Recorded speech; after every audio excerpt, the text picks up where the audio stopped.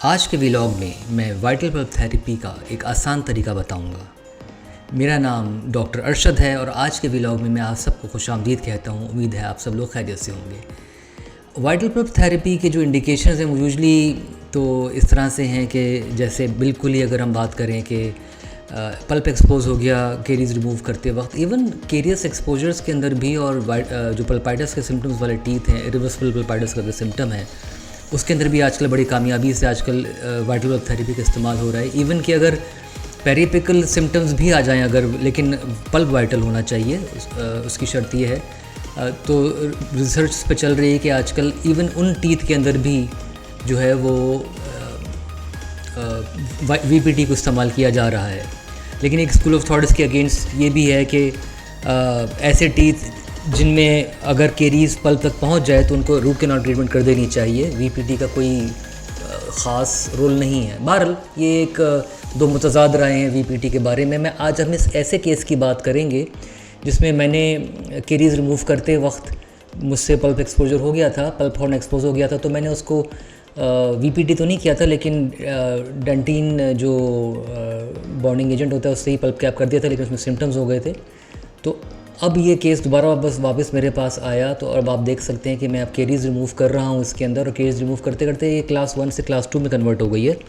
इत्तेफाक की बात यह है कि इस केस का कोई भी एक्सरे मेरे पास मौजूद नहीं है, और इनिशियल एक्सरे के ऊपर ये क्लास 2 लीजन नज़र नहीं आ रहा था, लेकिन अब आप देख सकते हैं कि कितना वाज़ेह है माइक्रोस्कोप के अंदर काम करते हुए कि ये क्लास 2 लीजन अब हमें नज़र आना शुरू हो गया है। उसको रिमूव कर रहे हैं और देखें ये जो वाइट केरियस डेंटीन है इसको रिमूव करना बहुत ज़रूरी है, क्योंकि यहाँ पे वाइट केरियस इनामल की बात करूँ, डेंटीन नहीं, क्या हो गया भाई। तो ये इनामल जो है ना, डीकैल्सिफाइड इनामल होता है, डीमिनरलाइज, इसको रिमूव करना ज़रूरी है। इस पर बॉन्डिंग नहीं होगी, यहाँ ही से केस फेल होना शुरू होगा आपका।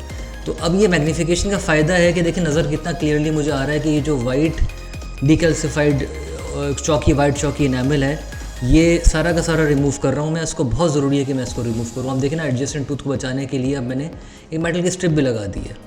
तो ये एक टिकट में दो मज़े करा रहा हूँ आपके, कि है तो ये वीपीटी का व्लॉग, लेकिन चलें कोई बात नहीं, क्लास 2 का भी डेमो कर लेते हैं। ऐसी क्या बात है, अपनी लोग हैं आप यार, आपका भला नहीं होगा तो और किसका होगा, है ना। तो चलें भाई, तो आगे बढ़ते हैं। अब हमने जो है वो काफ़ी हद तक, बल्कि काफ़ी क्या सारे ही वाइट चौकी इनामल रिमूव कर दिया। अब ये मुझे बड़ा अच्छा लगता है, मेरा ये फिनिशिंग बार है हालांकि, लेकिन इससे मैं काफ़ी सारे काम लेता हूँ। भी देखिएगा मैं एक और काम क्या करूँगा, तो इससे मैं वॉल्स को मज़ीद स्मूथ कर रहा हूँ क्लास 2 की, और एक जो है वो वॉल्स स्मूथ करने के बाद इससे एक फिशर भी मैं जो है वो एक PRR के टाइप की कैविटी बनाऊँगा, प्रिवेंटिव रेजिन रिस्ट्रेशन की टाइप की। जैसे ये देखें ना, ये जो है वो एक फिशर भी इससे मैं जो है वो इन्वॉल्व करूँगा। तो आगे बढ़ते हुए हम इस कैविटी को मज़ीद जो है पुरानी कंपोजिट को मज़ीद रिमूव करेंगे, और जैसे जैसे हम नीचे जाएंगे तो हमें वो एरिया जहाँ पे मैंने पहले पल्प कैप किया था डेंटिन बॉन्डिंग एजेंट से, वो विजिबल हो जाएगा, और जो है वो पल्प एक्सपोज होता जाएगा। और जैसे ही हम उस पे से रिमूव करेंगे कंपोजिट, तो वो पल्प की ब्लीडिंग स्टार्ट हो जाएगी।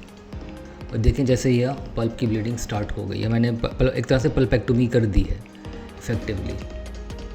अब जबकि मैंने पल्पेक्टोमी कर दी है और ब्लीडिंग स्टार्ट हो गई, तो इस ब्लीडिंग को रोकने का बड़ा ही आसान तरीका है कि फुल स्ट्रेंथ जो हाइपोक्लोराइट है वो इसके ऊपर डाला जाता है, और few seconds to a minute में भी वेट कर लें। लिटरेचर तो ये कहता है कि 5 मिनट तक वेट कर सकते हैं, और जो अमेरिकन एंडोडोंटिक एसोसिएशन की गाइडलाइंस है वो 10 मिनट तक कहती है।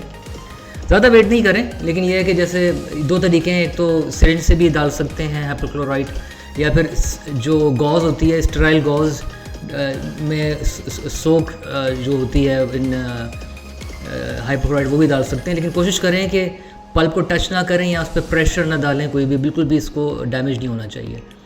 पल्प के अंदर कोई चीज़ प्रेस नहीं होनी चाहिए या इसके अंदर जानी नहीं चाहिए कुछ भी, बिल्कुल अनडिस्टर्ब पल्प। देखें ब्लीडिंग रुक गई है और एक क्लॉट फॉर्म हो गया। इस हाइपोक्लोराइट का फ़ायदा ये होता है कि सेल्फ लिमिटिंग एक्शन है इसका, जो भी निक्रोटिक या फिर रिवर्सिबल इन्फ्लेम पल्प होता है वो खुद ही से डिज़ोल्व होकर ख़त्म हो जाता है। बाकी जो लाइफ पल्प होता है जो या हेल्दी पल्प होता है वो जो है इतने कम ड्यूरेशन में उसको कुछ नहीं होता।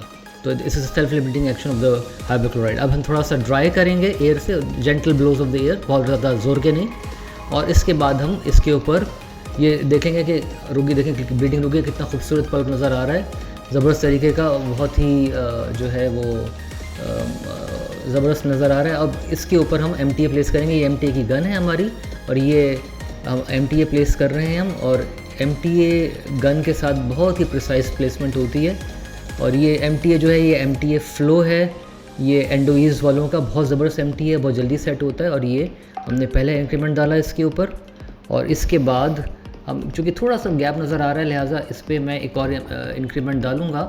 और इस MTA का फ़ायदा ये है कि इसके ऊपर फ़ौरन हम फिलिंग कर सकते हैं, लेकिन फिलिंग करने के लिए इस पर डायरेक्टली हम बॉन्डिंग नहीं कर सकते, तो इसके ऊपर GIC की लेयर डालनी पड़ती है। तो अभी थोड़ा सा कंडेंस इसलिए कर रहा हूँ कि जो हमने पेक्टोमी की थी वो थोड़ा सा उसका लेवल नीचे तक गया। तो ये दूसरा इंक्रीमेंट है और ये दूसरा इंक्रीमेंट डालने के बाद अब मैं इसके ऊपर थोड़ा तो एक्सेस जो है उसको हम ऑब्वियसली हटाएंगे।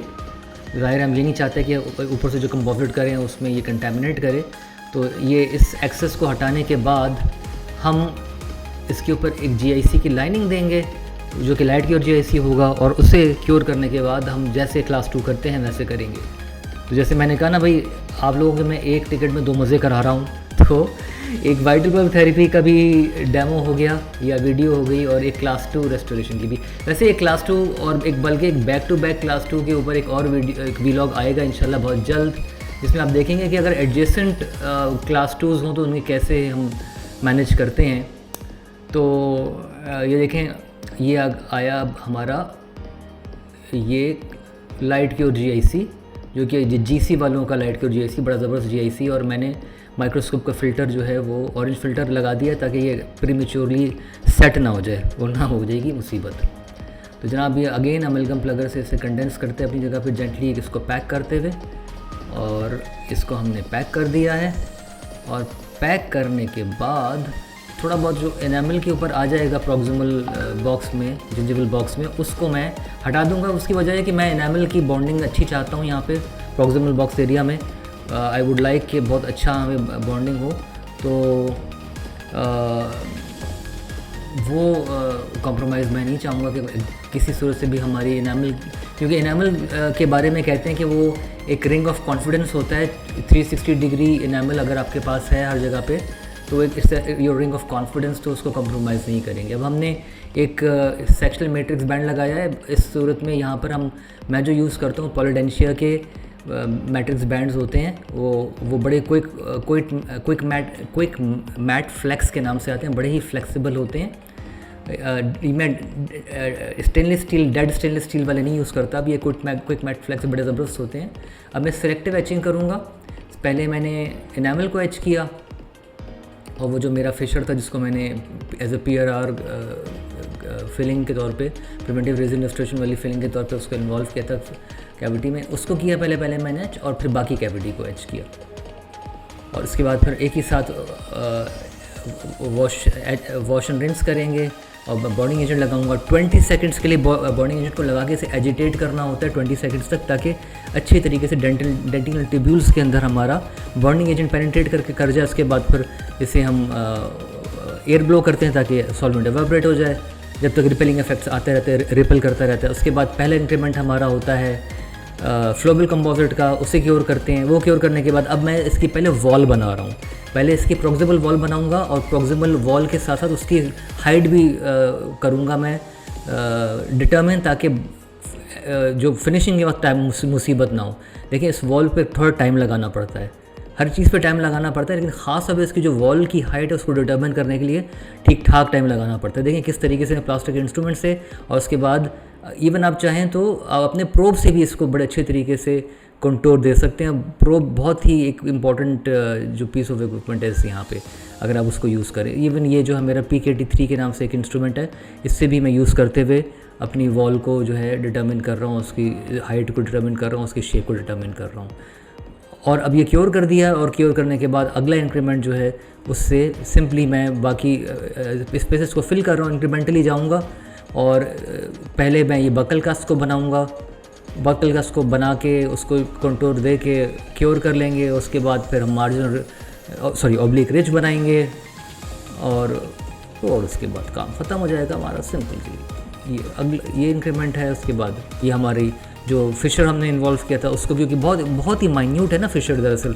अब देखिए ना, सिवाय प्रोब के और कुछ जा भी नहीं रहा है इसके अंदर, तो प्रोब से अच्छी तरह से हमने इसके अंदर जो है वो फ्लो की करवाया, और आगे बढ़ते जा रहे हैं जी।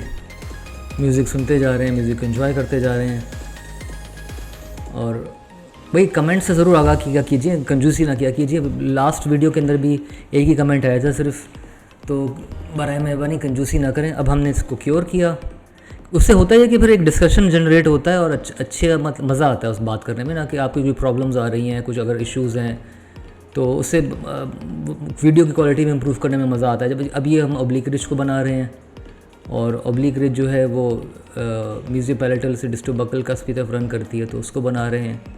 और फिर एक आखिरी इंक्रीमेंट थोड़ा सा रह जाएगा जो डिस्टो पैलेटल कस्प की तरफ।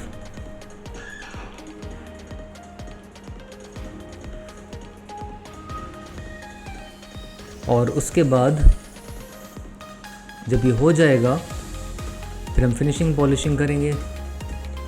आई थिंक वी आर डन। अब हमने अपना ऑरेंज फिल्टर हटा दिया है, और अब हम ये येलो फिनिशिंग बर से थोड़ी सी फिनिशिंग का आगाज़ कर रहे हैं।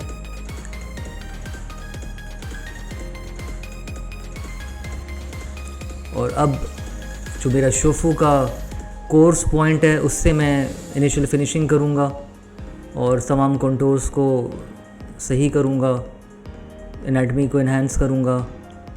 ये वाला स्ट्रेट पॉइंट है, फिर एक और जो राउंड पॉइंट होता है उससे ओक्लूजल एनाटमी को इन्हांस किया जाता है।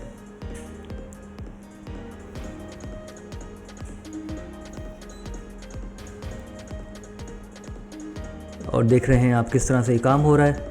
और जब ये हो जाएगा उसके बाद हम ओक्लूजन को चेक करेंगे, और ये करने के बाद ओक्लूजन जब सेट हो जाएगी हमारी, तो फिर हम वाइट वाला जो पॉइंट होता है उससे अपना जो रेस्टोरेशन है उसको फिनिशिंग करके, पॉलिशिंग करके हमारा काम ख़त्म हो जाएगा। तो उम्मीद है ये आपको वीडियो पसंद आएगी, तो कमेंट से आगाह कीजिएगा, लाइक कीजिएगा, शेयर कीजिएगा। Thank you very much.